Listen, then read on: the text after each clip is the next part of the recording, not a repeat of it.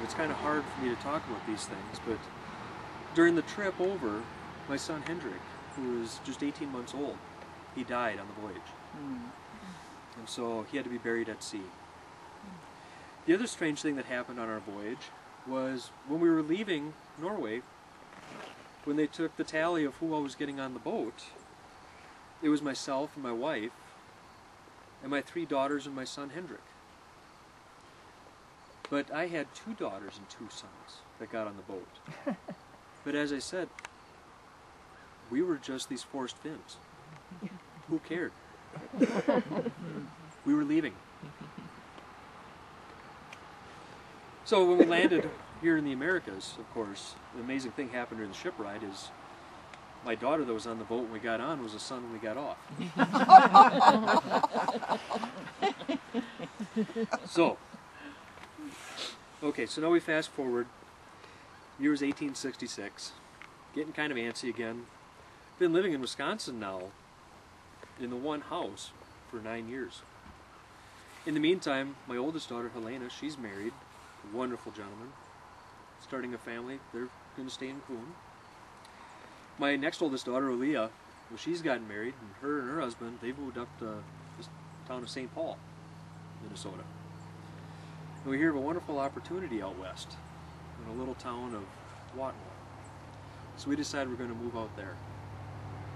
So on July 19th of 1866, we arrived on the shores of Kenzie's Lake. Now, Kenzie's Lake, I don't know if all of you know, is just southwest of here, about 5 miles. And there were settlers that were out in this area many years earlier. There was a lot of Englishmen, bachelors, that were settling out here, hoping to get things settled and maybe attract some brides out. And this was the pioneer area. Of course, during the Indian uprisings, that all changed. In fact, a couple of them were killed out there by Kenzie's Lake, and all the rest fled. And so this area, there was nobody living out in this area. In fact, in this area, there was a small town right over here called Medelia, but that was it. There was nothing else. There was only 6 other families in this entire section of the county when I came. It was a good area for me to move in, so we built our house. If you turn around right there, you'll see our house that we built. And that's right on the shores of Kansas Lake, on the eastern banks of Kansas Lake. So Kinzie became Kansas. Kinzie became Kansas Lake. One of the original settlers out here was a Kenzie, K-E-N-S-E. And so that was Kenzie's Lake. Oh. And it became easier to call it Kansas Lake. And that's how the name changed.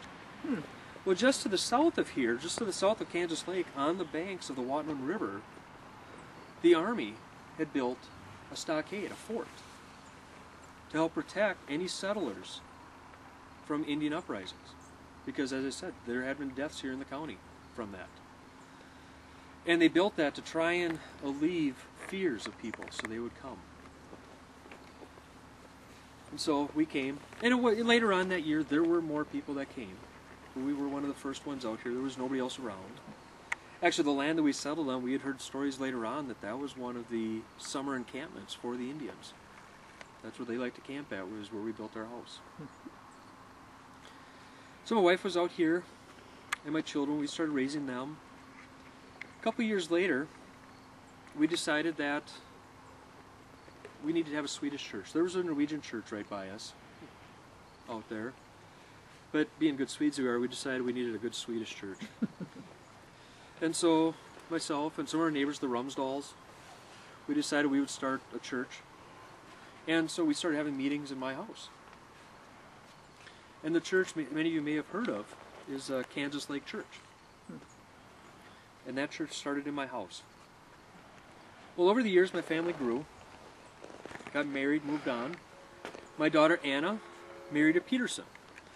If you look right over there, you'll see the large stone Peterson there. Yeah.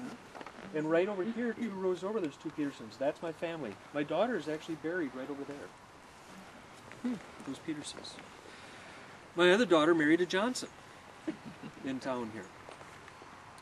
My son Martin, well, he had the moving itch. Smart man. Attended some great schools over in Wisconsin. public and private. In fact, he went up to Minneapolis and he went to Carlson School of Business. And he went to work for the railroad as a grader for them, as a grading engineer. He eventually, he moved around. He lived down in Iowa for a while. And I kept farming up here.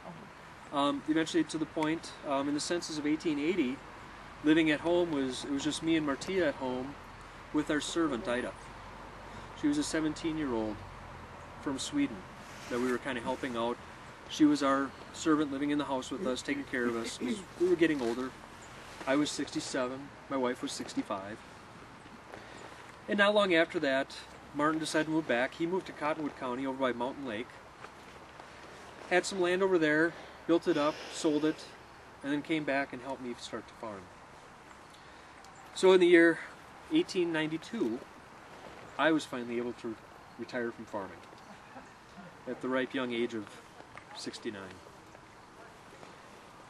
And I watched my son expand our farm out even further, until 30 years to the day after we landed on the shores of Kansas Lake, July 19th of 1896. I finally said it was time to say goodbye to this world. And so, that's where I am here. A year later, my wife, was out visiting my daughter Helena, my oldest, in Wisconsin, and she passed away there on June 19th, the same date as we left Norway for the States. And she came back here and is now resting beside me. So, I thank you for your time. I thank you for hearing a little bit about our history. And I hope you have a good day. Thank you.